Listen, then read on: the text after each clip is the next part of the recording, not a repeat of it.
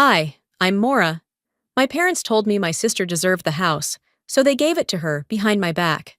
No warning, no conversation, just a signed will, and a text asking me to keep paying the mortgage. They said I was stable, the one who always understood. But what happens when the person who holds everything up decides to let it all fall? They threw her a housewarming party, in my house. Want to know how far they went to erase me? Let me tell you. It started like every other Thursday afternoon. I was at my parents' house, sitting at the dining table beneath the hum of that flickering ceiling light they still hadn't replaced. The table was cluttered, as usual. Medical bills, insurance paperwork, prescription receipts, a coffee-stained envelope addressed to my dad from Medicare. I'd been the one helping them sort through this mess for years. Not because they asked, just because I knew they wouldn't be able to do it alone. I reached for the next document in the pile, an unlabeled manila folder tucked beneath a stack of utility bills. As I opened it, the words, "Final Will and Testament," stared back at me like they were embossed in ice. The paper smelled like the inside of a safe, dry, old, expensive. I paused. My fingers hovered, hesitant. I hadn't known they'd finalized anything. They usually told me, especially about things like this. I flipped to the first page, then the second. By the third, I felt my stomach sink. I skimmed faster, hoping I'd missed something. But no. There it was. Everything. House, savings, insurance. Assigned to Delphine. My name appeared once. One line, one sentence. "We trust our eldest daughter will understand." No assets, no provisions, just understanding. I sat back, unable to move for a moment. My heart wasn't racing, my hands weren't shaking, but my mind? It was already moving through every memory that brought me to this table. I remembered the year I stayed in Austin instead of taking the promotion in Phoenix, because Dad's hip surgery left him bedridden for 3 months. I remembered wiring $11,000 from my personal savings to cover a mortgage payment they were too ashamed to admit they'd fallen behind on. I remembered when Mom told me over the phone, "You're the glue, Maura. Not all heroes wear capes. Some just wire money quietly." She'd laughed. So did I. It felt like a compliment back then. Now, it felt like an invisible leash. The sound of the back door creaking broke my trance. I quickly tucked the will beneath a pile of documents, scanned the rest of the papers on autopilot, then got up to pour myself a glass of water. Something to hold, something to anchor me. Mom was in the kitchen, humming along to a song on the radio, stirring a pot of chili. She looked up, gave me a warm smile. "All set with the insurance stuff?" I cleared my throat. Found something I wasn't expecting. She turned down the stove and wiped her hands on a dish towel. "What's that?" I held up the folder. "Why didn't you tell me about this?" Her face didn't change much. A blink, a sigh. "Delphine's had a rougher go, you know that," she said, as if I were the one being unreasonable. "She needs stability. You're doing just fine, Maura. You always have." Dad walked in mid-sentence, holding his tablet. He gave me a quick nod, but when he saw the folder in my hands, he looked down again. "So you left her everything," I said. My voice wasn't angry, just flat. "You didn't think I deserved to be told?" Mom's lips pressed together. "We just figured you'd understand." There it was again. The family anthem. Understand, accept, absorb. It's what I'd always done, right? I didn't yell, didn't cry. I just nodded, placed the folder on the counter, and stepped outside. The late afternoon light was cooling into that hazy gold Texas evenings sometimes have, the kind that makes everything look too soft to be real. I sat on the porch swing I'd paid to have rebuilt last year after it cracked beneath Dad's weight. I remembered the handyman asking, "Your house?" and me replying, "No, my parents', but I pay the bills." I leaned back. The swing creaked under me, the same creak I'd heard since childhood, but something about it now felt like it belonged to someone else. Maybe it always had. I could still hear the soft clatter of dishes inside, their voices muffled. Maybe they thought I'd cool off. Maybe they thought I'd come back in and pretend none of this mattered. But I stayed right there, quiet, staring past the porch railing at nothing in particular. And then I said it, low, just loud enough for the wind to catch. I'm always the one who understands. Until now. I sat on that swing until the sky dimmed into charcoal. The porch light flicked on behind me. Automatically, like everything else in that house that still ran on autopilot. I didn't go back in. I waited until I heard the clink of dishes being rinsed, the low murmur of voices tapering off. Then I slipped my keys into my purse and left without a word. 2 days passed without any mention of what I'd read. No text, no call, no one checking in to ask if I was okay. And honestly, I wasn't surprised. It's easier to keep using someone if you pretend they're unbreakable. That morning, I was at my desk in the office, finishing up a quarterly report for a client. The windows beside me stretched across the 11th floor, and even though downtown Austin pulsed below, the view felt distant, like I wasn't really inside any of it. My phone buzzed beside the keyboard. It was a text from Mom. Mortgage came out higher this month, $2,030 like always. Can you send it before Friday? That was it. No greeting, no context. Definitely no mention of the will I had found, or the fact that they'd left me out of it completely. Not even a half-hearted, hope your week's going all right. I stared at the screen for a full minute. Just digits and demand. My thumb hovered over the reply button, but I couldn't bring myself to type anything. Not a yes, not a no. The part of me that used to rush to fix things, the reflex to step in, cover the shortfall, carry the load, that part wasn't moving. I set the phone down without responding. That Friday night, I showed up for the weekly family dinner. We usually met at the same Tex-Mex place on South Lamar. Nothing fancy, just good queso and waiters who knew us by name. Delphine was already there when I walked in. She looked radiant, of course. That soft, undone kind of beauty she always wore, like it cost nothing. She was seated between Mom and Dad, her hands wrapped around a glass of iced tea, like she was starring in a commercial for wholesomeness. When I sat down, she smiled. Small. Rehearsed. The dinner started normally enough. We ordered, chatted about the rising gas prices, and made comments about the guacamole being too salty. Then, just before dessert, I asked it. Quietly. Calmly. So, about the will. Delphine blinked, then dropped her gaze like I'd just cursed in church. I didn't know you saw that, she said, voice barely audible. I didn't even ask for the house, Maura. I swear, I feel horrible. Her eyes glistened, and she dabbed them with her napkin in one of those slow, theatrical movements that look subtle to strangers, but screams cue the sympathy to anyone who's seen it before. Mom reached for her hand, squeezing it dramatically. She didn't ask for this, Maura, she said firmly. She's had such a tough few years. We just wanted her to have something solid beneath her. I looked at Dad. He kept chewing his enchilada like none of it concerned him. Then he spoke. Maura, she's just trying to survive. Don't make her feel worse. That did it. In less than 3 minutes, the entire table had shifted.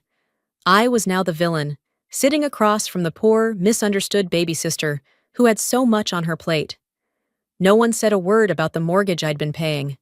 No one mentioned the time I stayed on the phone with their Medicare caseworker for 3 hours when they were about to lose coverage. No one cared that the new HVAC they installed last winter only happened because I wrote a check while they were still thinking about it. None of that mattered, because Delphine cried, and I didn't. And in our family, emotion always trumped effort. I didn't defend myself. I didn't raise my voice or roll my eyes. I excused myself from the table, went to the restroom, and just stood there. Not because I needed to go, but because I needed to breathe without the weight of their expectations pressing against my ribs. When I finally stepped back out, I didn't return to the table. I walked straight to my car, slid into the driver's seat, and sat still in the parking lot. The engine idled. I pulled out my phone, opened my banking app, and scrolled to the auto-pay tab. The mortgage transfer was scheduled, like always, for the next morning. My finger hovered over the toggle switch. I didn't hit cancel, not yet, but I also didn't feel like someone who was going to keep saying yes. Something inside me didn't snap, but it did stop. And sometimes that's more dangerous. I didn't cancel the mortgage payment that night. I could have. I wanted to, but I didn't. Instead, I drove home in silence, letting the rhythm of traffic lights and static radio fill the space where outrage should have lived. I parked in my spot, climbed the 3 flights to my apartment, and dropped my keys in the ceramic bowl by the door with more force than necessary. I didn't turn on the TV or music. I didn't even take off my coat. I walked straight to the file cabinet tucked in the corner of my living room, pulled out the bottom drawer, and started rifling through papers like I was looking for proof I wasn't going crazy. Old tax returns, donation receipts, a few birthday cards I never threw away. At the very back, jammed between a warranty form and some outdated W-2s, was a small blue shoebox I hadn't opened in years. The lid gave with a reluctant creak. Inside were mementos I'd forgotten I kept, photos from college, a dried flower Delphine gave me after her first piano recital, and on top of it all, a faded envelope with my name written across the front in my mother's neat cursive. I knew that handwriting anywhere. The way she looped her M. Always too tall, always too careful. I hesitated before opening it. Something about seeing it again, before things got so off course, was like spotting an old friend across the street, knowing they won't recognize you anymore. The letter was dated 7 years back. I didn't need the reminder. It was written the week I covered nearly $8,000 in emergency roof repairs after that hailstorm tore half the shingles clean off. I unfolded the page and read, "I don't know where this family would be without you, Maura. You never complain, you just do. You've always been the one who steps up before we even ask. I hope you know how much that means to us. You're the strongest thread in this home." I read it once, then again, a third time. That version of my mother, who said us, like it included me, wasn't the one who signed a new will behind my back.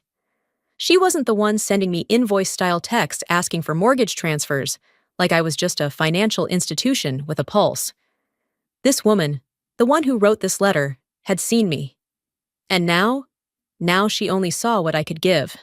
I sat down on the living room floor, cross-legged, with the letter in my lap like it weighed more than paper should. The room was quiet, too quiet. But I wasn't crying. I wasn't even angry. What I felt was harder to name. It was something like grief, but not for a person, for a version of a relationship I thought was real, for the girl I used to be who thought love was earned through reliability. I used to believe that if I kept showing up, kept fixing things, kept anticipating needs before they even knew they had them, then eventually someone would say, "We see you, not just your effort, you." That belief had shaped everything, my choices, my career, where I lived, who I didn't marry, who I stayed near, because I thought being needed meant being loved. But this letter, this artifact, wasn't love. It was praise, and praise can turn sour real quick when people feel entitled to it. I leaned my head back against the cabinet and exhaled through my nose, slow and deliberate. Then, with the pen I usually use to sign rent checks, I flipped the letter over and wrote on the back in block letters, "I'm done." Not out of spite, not to shock them, just because I needed to see it written somewhere other than my own exhausted heart. The weight didn't lift. This wasn't some cinematic release. But I folded the letter, tucked it back in its envelope, and placed it in the box with everything else that once felt like proof of my place in this family. I shut the lid, slid it back into the drawer, and stood up. Not lighter, but straighter. Some endings don't come with final fights or closing statements. Sometimes they arrive quietly, on a floor in your own apartment, while the city outside keeps moving like nothing's changed. But something had. And even if no one else noticed, I did. Saturday morning came with its usual quiet, soft sunlight bleeding through the blinds, the low hiss of the coffee pot finishing its cycle, and my apartment finally still after a restless night. I sat cross-legged on the couch, nursing a cup of dark roast that had long gone lukewarm, trying to settle my thoughts. I wasn't ready to talk to anyone, but I did what most of us do when we're avoiding reality. I scrolled, opened Facebook, let the feed wash over me like static. And there it was, right at the top. Sometimes giving your all still isn't enough, but we gave it anyway to both our daughters, even when one forgets. Underneath the words sat a photo. My parents and Delphine on the porch swing. The same porch I paid to rebuild. The same swing I sat on 2 nights ago while they let me disappear in silence. Delphine had her head tilted against Mom's shoulder. Dad's arm rested behind them. It looked warm, honest, familial. It looked like the kind of picture people would stop and admire, maybe even feel something about. And it was a lie. I didn't share it, didn't comment. Just stared at it for a while, long enough for the coffee to go cold and my chest to grow tight with something I refused to name. At noon, my phone rang. It was Aunt Verna. I let it go to voicemail. Then Cousin David. Then Uncle Ray. They all said the same thing in slightly different tones. "Sweetheart, what's going on? Your parents seem hurt. They said you've distanced yourself, that they don't understand why. Your mom was in tears last week, you know." None of them mentioned the will. None of them asked if I was okay. None of them knew I'd been covering the mortgage, the medical deductibles, the leak in the roof. That I'd skipped promotions, turned down transfers, stayed nearby like an unpaid insurance policy. They only knew what was posted. And to them, that was enough. The worst part wasn't the betrayal. It was that they rewrote the narrative so casually, so seamlessly, that people who'd known me since childhood accepted it without hesitation. I wasn't the daughter who carried everything. I was now the one who forgot. That word echoed more than it should have. I didn't cry, I didn't scream, I didn't send rebuttal messages or post my side for all to see. Instead, I opened the Notes app on my phone and started typing. Not to explain, not to argue, but to remember. I wrote down everything. The dates I wired money, the times I took days off work to drive them to appointments, the exact cost of the prescription plan I'd been silently refilling for over a year, the quotes from emails, snippets of text threads, even photos of receipts I still had in a folder titled Family Per Bills. Not for revenge, not even for justice. Just so that when the next person called and said, "They don't know why you're pulling away," I'd have something to ground myself, a way to say, "No. This happened.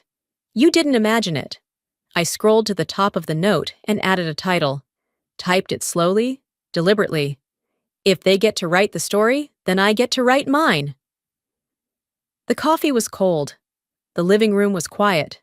But I felt centered, for the first time in what felt like months. A few minutes later, my phone buzzed again. Another message from a family friend, someone I hadn't spoken to in ages. "Saw your mom's post. Hope things are okay between you two. Family's everything." I stared at it.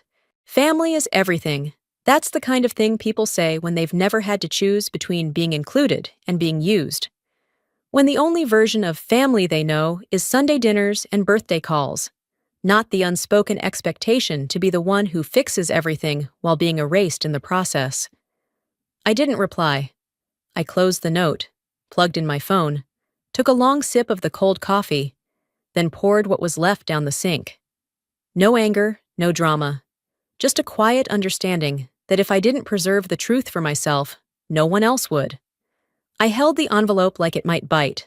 A plain check inside, no note, no signature, no apology. Just a gesture, if you could even call it that. I didn't tear it up, didn't cash it either. I slid it into a drawer and walked away, the same way I'd started walking away from all of them. The following afternoon, I stopped by the house. Not out of nostalgia. I needed to grab a few maintenance invoices I had left in the kitchen drawer. That's when I saw the truck. Delphine's hatchback sat parked in the driveway, the back filled with boxes. A moving van, half unloaded, sat idling at the curb. 2 guys were hauling a dresser through the front door, while Delphine stood on the porch directing traffic like she owned the place. Put those in the main bedroom, she called out. And make sure the curtains go in first. That's my sanctuary now. My sanctuary. She didn't see me parked across the street. Or maybe she did and didn't care. No call, no heads up. Not even a fake, "Hey, hope this is okay." It wasn't like I needed permission. I was the one paying for the place. Still was, technically. But the audacity of it hit differently when I saw the moving van and realized she wasn't just visiting. She was claiming. I didn't get out of the car. Just sat there, gripping the steering wheel so hard my knuckles ached. Then I backed out, turned the corner, and drove off without being seen. Or at least, that's what I told myself. 2 days later, I got an email from Mom.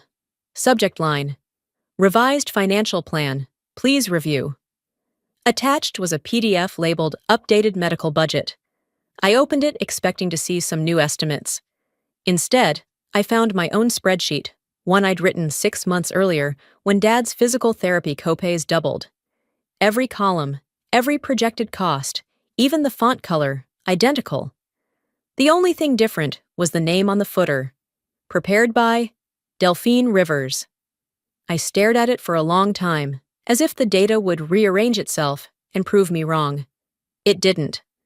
I called Mom. She answered quickly, like she knew why I was calling. "Do you realize that plan is mine?" I asked. My voice wasn't sharp, but it wasn't soft either. There was a pause. Then she said, "Delphine's trying, honey. She's not as detail-oriented as you are. Just let her have the win. It'll boost her confidence." Let her take credit for my work? She's doing her best. I hung up without replying, not out of spite, because I knew whatever I said would bounce off the walls of that house without echo. That night, I opened my laptop, drafted a message to both of them, short, direct. This is the last time I'll stay silent. I've covered the mortgage, the repairs, the hospital fees. If anything else I've created or contributed is repackaged under someone else's name, I'll treat it as misrepresentation. This is not a threat. This is documentation. I attached the original spreadsheet for reference, dated, watermarked, sent the email, closed the laptop. No response came that night, none the next morning either. But by noon, I found another envelope in the mailbox. Hand-delivered, no return address. Inside, another check, still unsigned. Blank checks say a lot. They say, "We still expect you to fix it." They say, "We know we're crossing a line, but we'd rather throw money than look at what we broke." They say, "You're not part of the decision, but you're expected to pay for the consequences." I didn't cry, didn't rant. I folded the check, filed it away with the last one, and finally, I opened a new file on my desktop. Its title, Evidence of Absence. If they were going to pretend I wasn't the one who held everything together, I'd make sure I never forgot it myself. That file stayed open on my desktop for the rest of the evening. Evidence of Absence. I didn't type anything in it that night. Just stared at the blinking cursor, like it was daring me to stop pretending I wasn't the one holding the weight of a family that only acknowledged me when it needed something. The next afternoon, around 3:15, I was sitting in the pharmacy drive-thru, waiting to pick up Gordon's prescription refills. Yes, still under my account. When my phone rang. It was Mom. I debated answering, but did. A bad habit I hadn't broken yet. Her voice was cheerful, almost sing-song. "Hey, sweetheart. Delphine's thinking about leasing a car. Just a little used thing to get her to and from the job interviews. You know how hard it is out there." I didn't respond. She took my silence as permission to keep going. She'd like to lease through the credit union, but they want a cosigner. She asked me if we could ask you. I told her I'd call and see what you think. I stared ahead at the car in front of me, inching toward the pickup window. Mom kept talking. "It won't affect your credit score, and you're not responsible for anything, not really. Just your name to help her get approved. You're the most stable out of all of us." There it was. That word again. Stable. Their synonym for expendable. I took a breath. "So let me get this straight. You want me to co-sign a car loan for the sister who just moved into the house I've been paying for, using my financial plan with her name on it? There was a pause. Then she sighed. Maura, don't make this about the house. We all have different ways of helping. You're good with numbers. Delphine has people skills. I didn't laugh, but I let out something close, a bitter exhale that made the pharmacy tech at the window glance up. Tell her to ask someone else, I said. I'm not doing this. Before she could respond, I ended the call and pulled forward to collect the medication. I didn't even bother asking if I'd be reimbursed this time. The next morning, I got a call from an unknown number. I let it go to voicemail. 30 minutes later, the same number rang again. This time, I picked up. Ms. Rivers? A woman said. This is Kathy from Hill Country Credit Union. We're reaching out regarding a joint account that's recently gone into overdraft. Your name is still listed as an authorized account holder. My mouth went dry. What account? She gave me the number. I barely recognized it.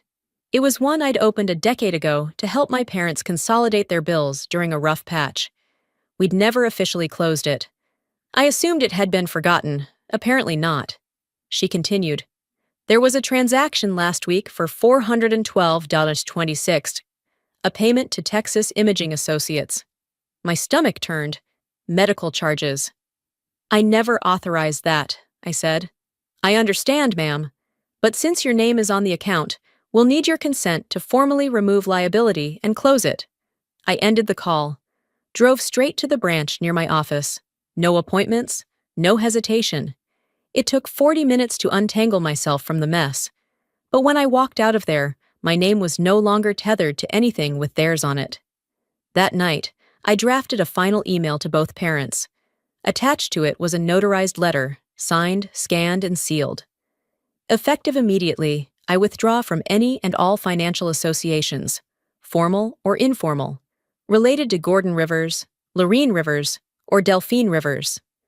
This includes, but is not limited to, banking institutions, utility accounts, property deeds, vehicle titles, credit arrangements, insurance policies, and health coverage.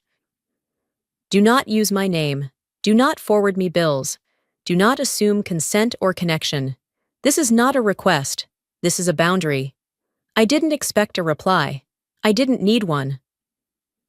That evening, I poured a glass of wine, sat on the balcony, and let the silence stretch.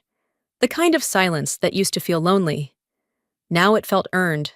But the quiet didn't last. My phone buzzed on the armrest. A message from Delphine. That was dramatic, sis. I stared at it, half expecting more. An insult, a guilt trip, something that would twist the knife just a bit more. But that was it. 5 words. That was dramatic, sis. I didn't reply. Didn't need to. Because if drawing a line makes me dramatic, then maybe I should have started performing a long time ago. I left Delphine's message on read. 5 words, no punctuation. A brush-off disguised as sisterly banter. That was dramatic, sis. And yet, that little text rattled around in my head like a loose screw all weekend. By Saturday afternoon, I needed to get out of the house. I tossed on a light sweater, grabbed my keys, and drove to the grocery store. I wasn't there for anything in particular, just wandering aisles and trying not to think. But the universe has a twisted sense of humor. Near the checkout, I ran into Mrs. Kincaid, an old neighbor from our childhood street. We made small talk, and just as I thought I'd escaped without emotional whiplash, she tilted her head and smiled. You didn't go to the housewarming, huh? My face must have said enough because she added, Oh, honey, it was lovely. Delphine had this whole slideshow. Your folks were glowing. There were pictures of the backyard after y'all redid it. That swing set turned out beautiful. I smiled politely and nodded, feigning ignorance, then pushed my cart forward and paid for the single pint of blueberries I hadn't meant to buy. Back in the car, I sat frozen behind the wheel, the air conditioning blowing stale air into silence. Housewarming. They threw a party in the house I was still paying off, and no one had the decency to tell me.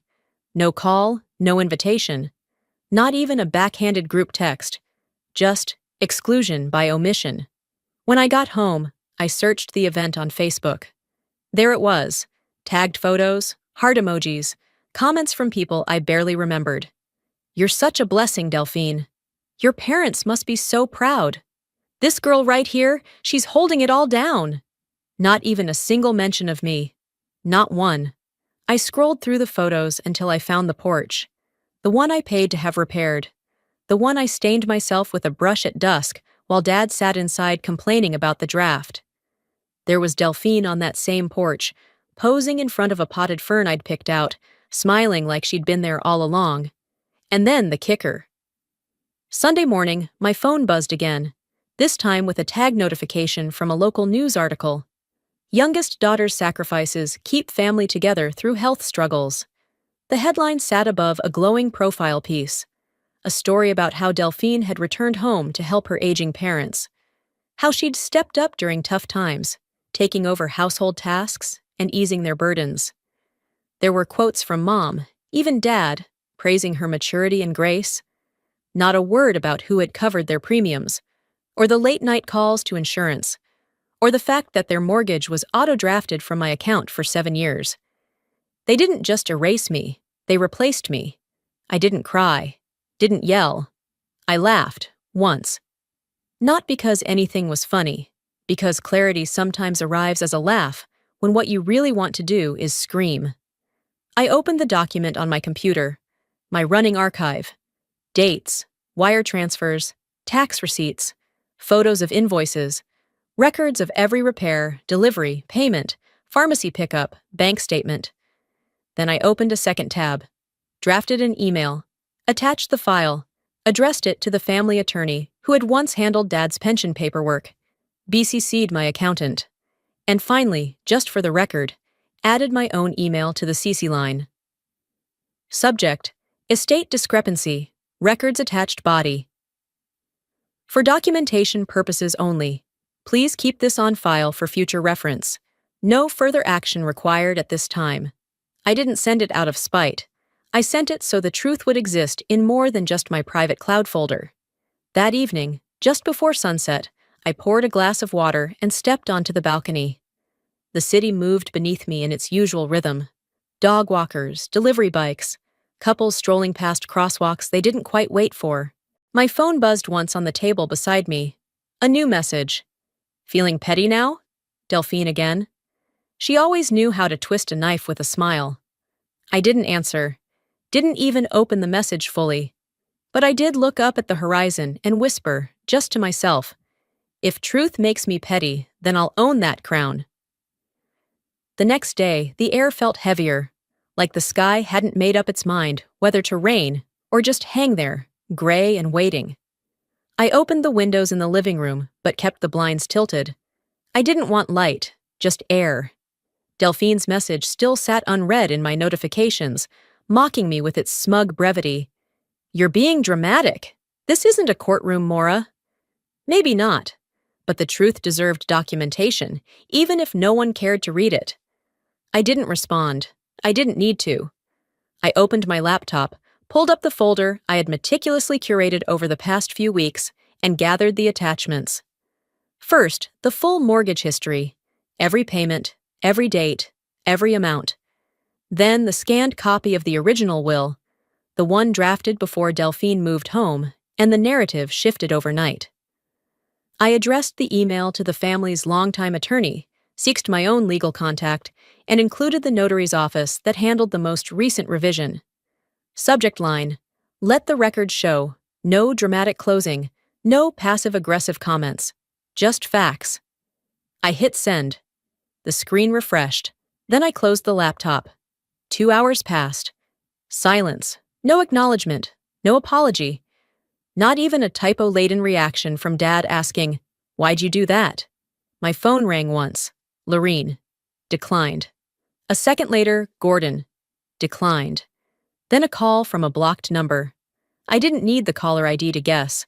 That one, I let ring until it stopped. Afterward, I switched to airplane mode and let the world stay out. That was the first moment in months I didn't feel like I owed anyone a response. The quiet wasn't lonely anymore. It was peace. Not loud, not dramatic. Just earned. By morning, I had made a decision. I got dressed, grabbed a folder from the kitchen table, and drove to a small title office north of town. Nothing fancy. One receptionist, two offices, a flickering coffee machine in the corner. The woman behind the desk recognized my name from the property file. I'd been listed on too many documents over the years. I signed a severance form. Officially, legally, emotionally, I was out. No more silent backing. No more financial fingerprints on a life I no longer belonged to.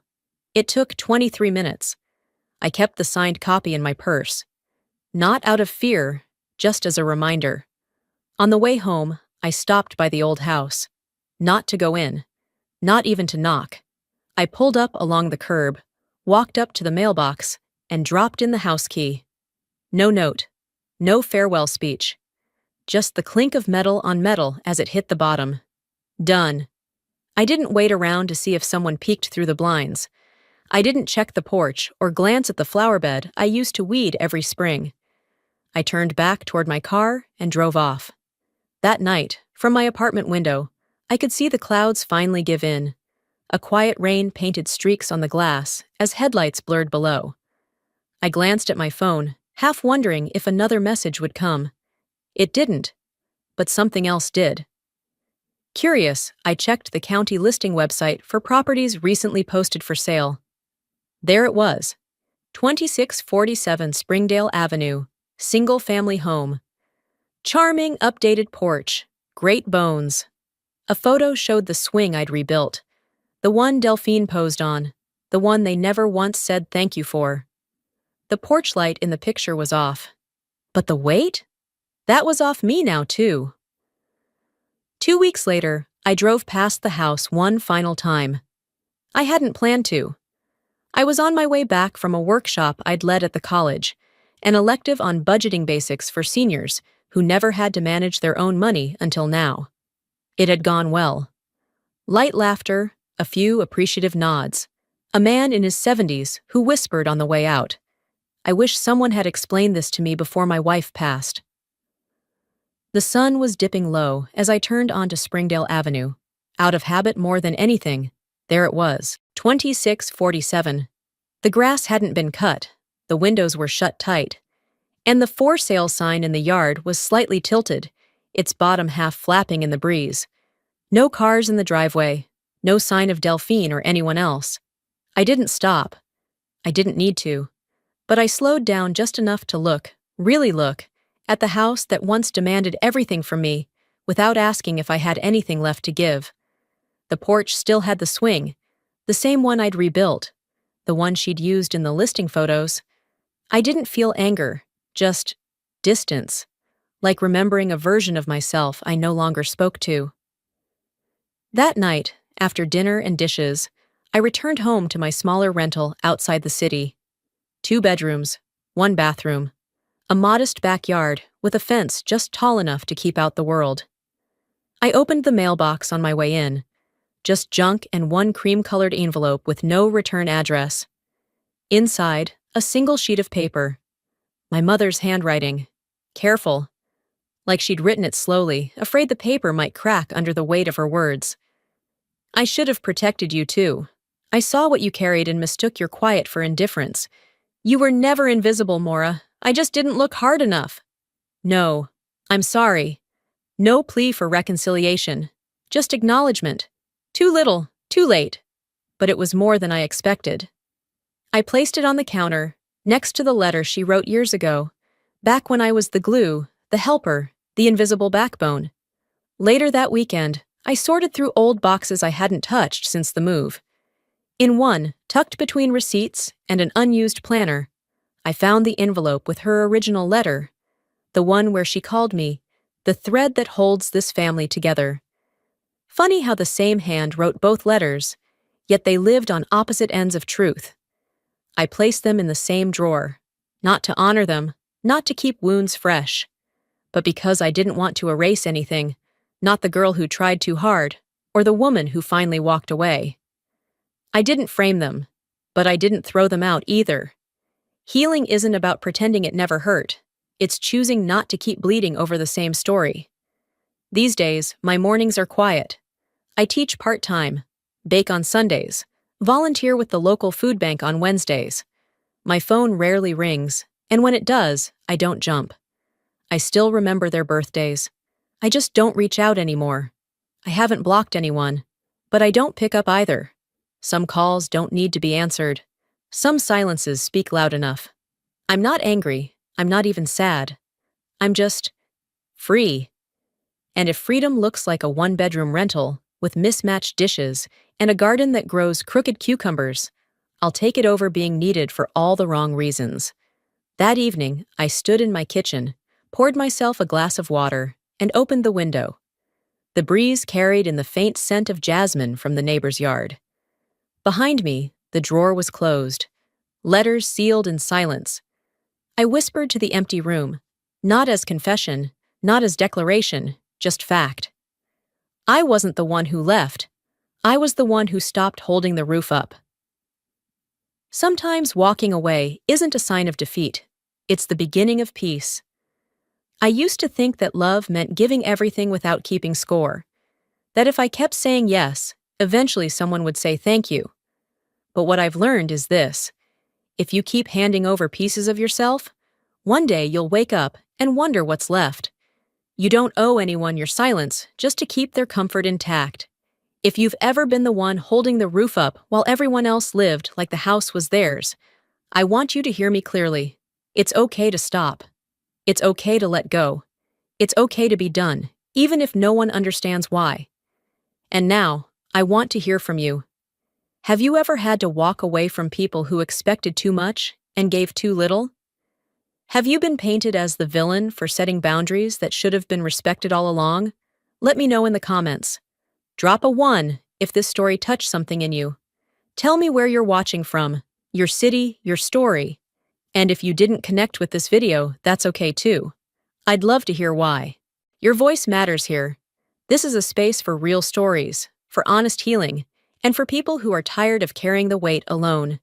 If this video spoke to you, please subscribe to the channel so you won't miss the next story. There's more coming, more truth, more lessons, and more people like you finding their voice again. See you in the next one.